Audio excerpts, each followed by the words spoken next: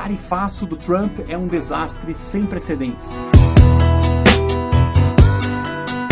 Fala aí galera do Ranking, beleza? Esse vídeo eu vou explicar aqui de uma forma bem didática o que está acontecendo com as tarifas. Muita gente está vendo aí nas mídias, acompanhando influenciadores falarem sobre o assunto, mas vou tentar fazer um resumão aqui para você que quer ficar por dentro e como isso vai impactar na economia do mundo inteiro e também vai impactar no seu bolso, se essas tarifas continuarem. Então fica comigo aí. Bom, o presidente Donald Trump, que tem feito um segundo mandato aí muito energético, com um monte de ideias aí inusitadas, mas em linha um pouco com o que ele vem prometendo, ele acaba de declarar um novo dia da liberdade aí dos Estados Unidos, dizendo que ele vai impor, já impôs tarifas de importação extremamente altas sobre uma série de países. My fellow Americans, this is Liberation Day, waiting for a long time. April 2nd, 2025 will forever be remembered as the day American industry was reborn, the day America's destiny was reclaimed, and the day that we began to make America wealthy again.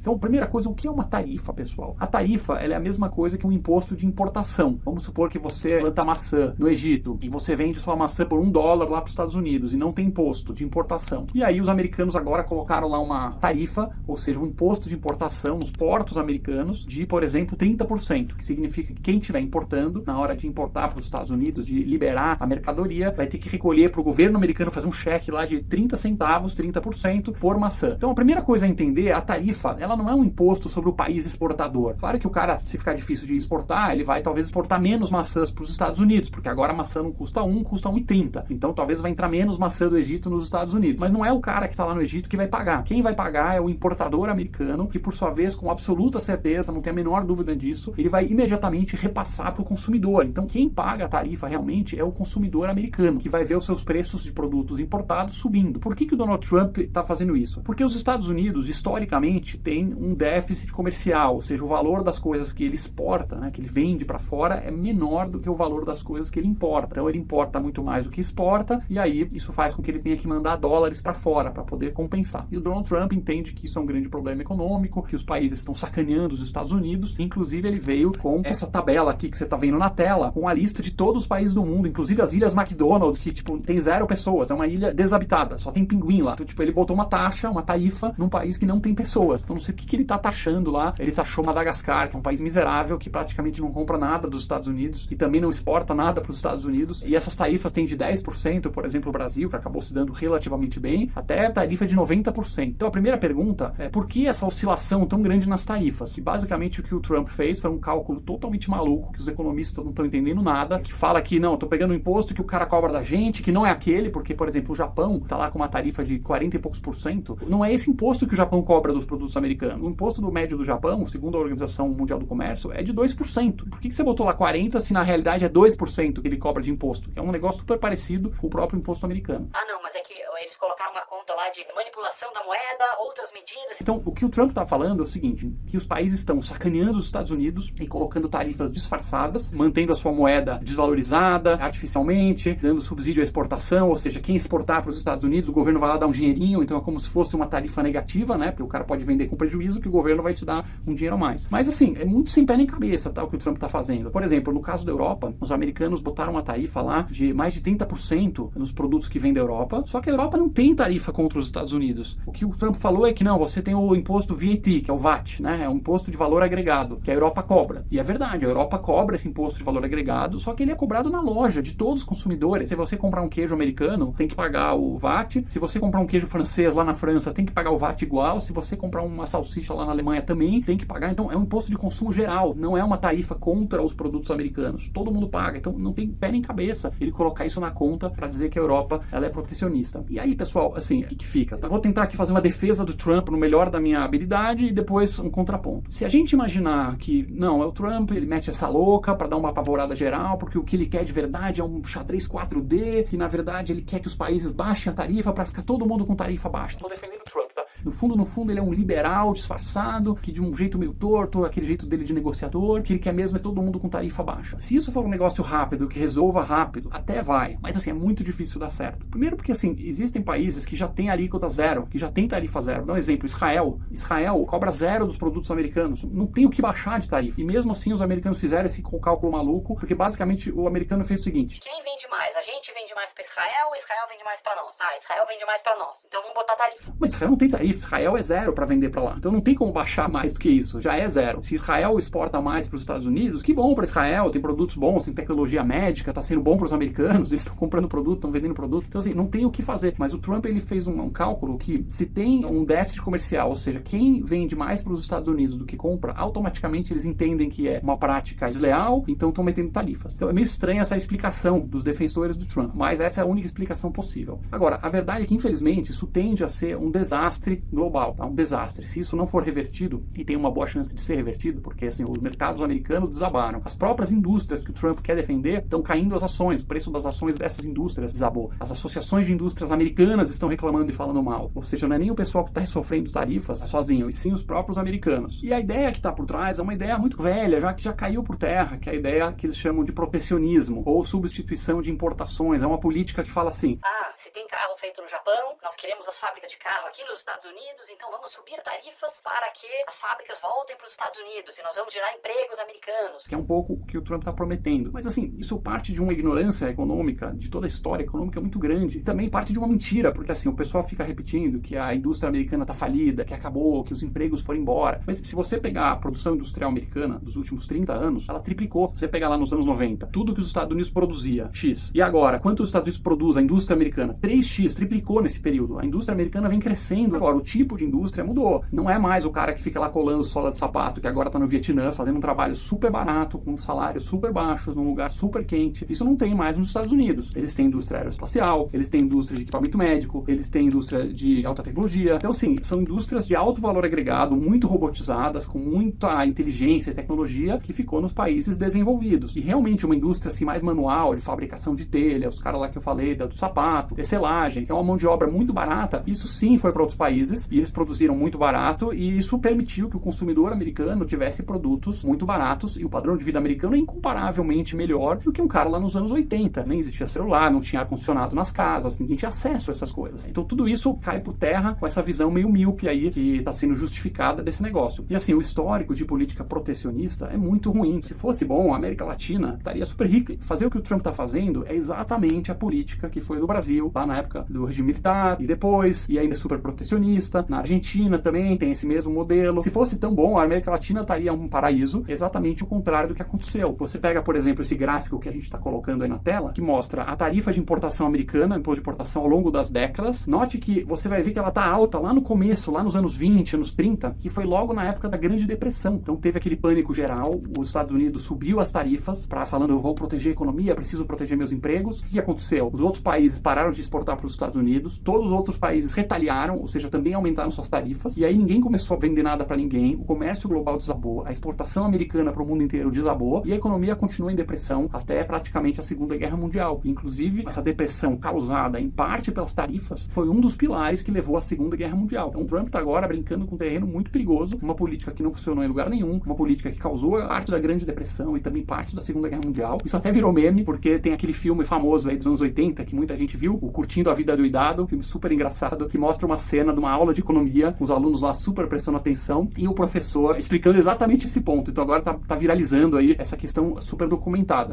Em 1930, os republicanos tinham a maioria da Câmara dos Deputados num esforço de aliviar os efeitos da... Alguém sabe? Alguém? Da Grande Depressão. Criaram Alguém? Um imposto chamado extra, emenda sagrada do aumento das taxas, que alguém aumentou as taxas num esforço de coletar mais fundos para o governo federal. Funcionou? Alguém sabe? Alguém sabe as consequências? Não adiantou nada e os Estados Unidos despencaram na Grande Depressão.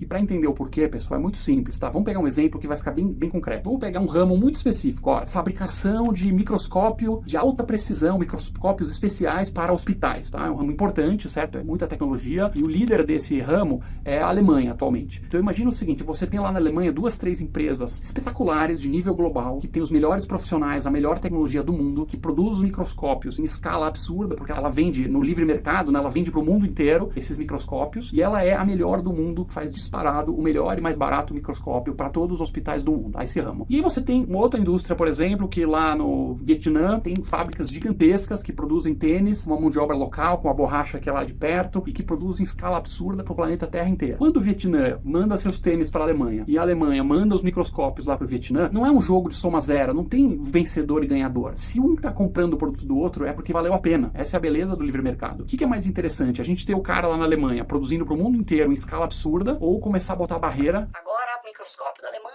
é 50% de tarifa. E aí não dá para exportar. E aí você tem que ter 200 fábricas, tem que ter uma fábrica para abastecer o Paraguai, outra fábrica no Panamá, outra fábrica no Brasil, tem que ter uma fábrica no Egito, outra fábrica na Turquia. Cada fábrica para cuidar do seu próprio mercado, duplicando custos, não aproveitando a tecnologia com escala muito menor. Concorda que 200 fábricas vão produzir de forma muito mais ineficiente, com produtos piores e mais caros do que se os países se especializam? Imagina isso em todos os ramos da economia. Em vez de você comprar o produto da onde ele é mais eficiente, você vai ter que ficar comprando o produto da onde tem menos barreira, onde o governo colocou menos tarifa. E aí você cria uma distorção, porque você está comprando um produto pior, isso na escala global, você tem um empobrecimento geral. Dá um outro exemplo aqui. O eucalipto no Brasil, ele cresce em 7 anos apenas, quer dizer, um eucalipto rápido de crescer. Um eucalipto em países frios, ele cresce em 20 anos. Então, eu imagino, mesma árvore que você vai fazer papel, vai fazer celulose, etc., no Brasil, ele cresce 3 vezes mais rápido. Então, aonde é melhor plantar eucalipto para abastecer o mundo? Melhor no Brasil. Agora, se você tem barreiras, você vai distorcendo isso e você começa a aumentar esses custos. Então, o que o Trump vai conseguir, se realmente ele declarar uma guerra de comércio, que é o que parece que já está acontecendo, é destruir o comércio global, desabar as trocas entre países, empobrecer os países todos, aumentar o desemprego e talvez causar uma crise realmente global. E até porque as tarifas dele não fazem o menor sentido. Ele fez uma conta lá maluca de quem vende mais, quem vende menos e ignorou, inclusive, questões de aliados e inimigos. Por exemplo, o Irã, Venezuela, países que são inimigos dos Estados Unidos, que são ameaças para os Estados Unidos, receberam tarifas muito menores do que a União Europeia e Japão e países aliados americanos. Quer dizer, em termos geopolíticos também é um terremoto, porque esses países estão se movendo, estão retaliando. Tem agora conversas aí da China com a Coreia e com o Japão, que era para ser inimigos, eram países que os Estados Unidos contavam, né? Os Estados Unidos conta com Coreia e Japão para conter a China, para fazer um contrabalanço com a China. Né? E agora com esse monte de tarifa, jogou essa galera nos braços da China, que é uma das grandes ganhadoras dessas políticas, porque a China vai ter um incentivo muito maior para fazer acordos de livre comércio com os outros países e deixar os Estados Unidos de fora. E o Brasil nessa, pessoal, a princípio ele sai relativamente, comparando com outros países, se realmente for essas tarifas, o Brasil sai beneficiado, porque a gente recebeu tarifas de 10%, que são as mais baixas que os Estados Unidos fez. Então, a princípio, se a gente conseguir melhorar o custo do Brasil, se conseguir incentivar realmente as fábricas a produzir e vender para fora, pode ser que tenha algum tipo de vantagem, apesar de que o México também tem tarifas baixas e está muito mais próximo e muito mais acostumado. Então, eu acredito que o benefício para o Brasil vai ser moderado. Quem ganha nessa história? Todo mundo que está do lado do Partido Democrata. Basicamente, toda a turma que falava que o Trump é louco, que não dava para confiar nele, agora está apontando o dedo, falando...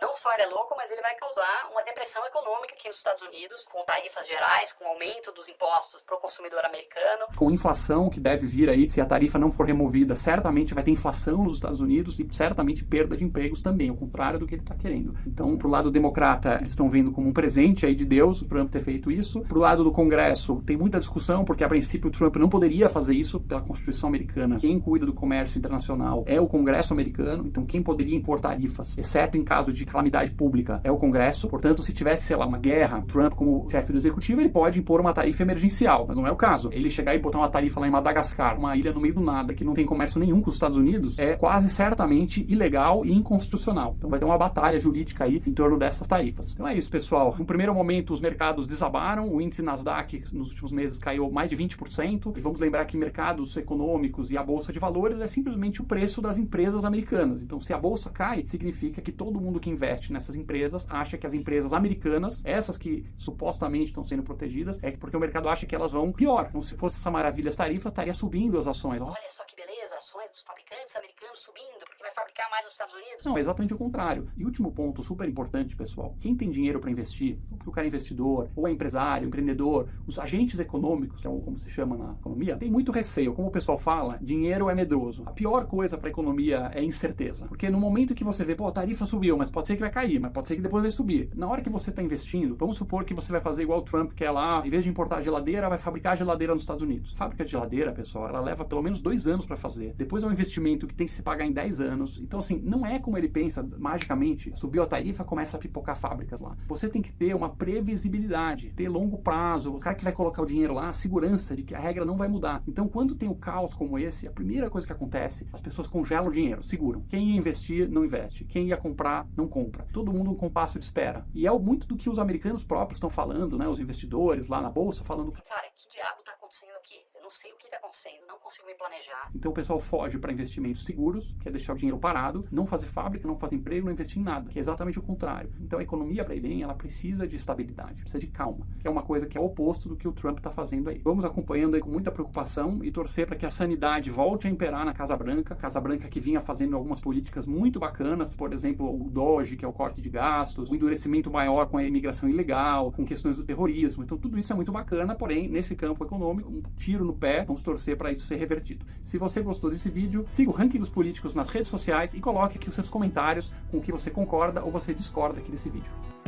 Gostou do conteúdo? Torne-se membro do nosso canal, tenha acesso a conteúdos exclusivos e contribua conosco. Aos nossos atuais membros, um muito obrigado. Vamos juntos transformar o Brasil.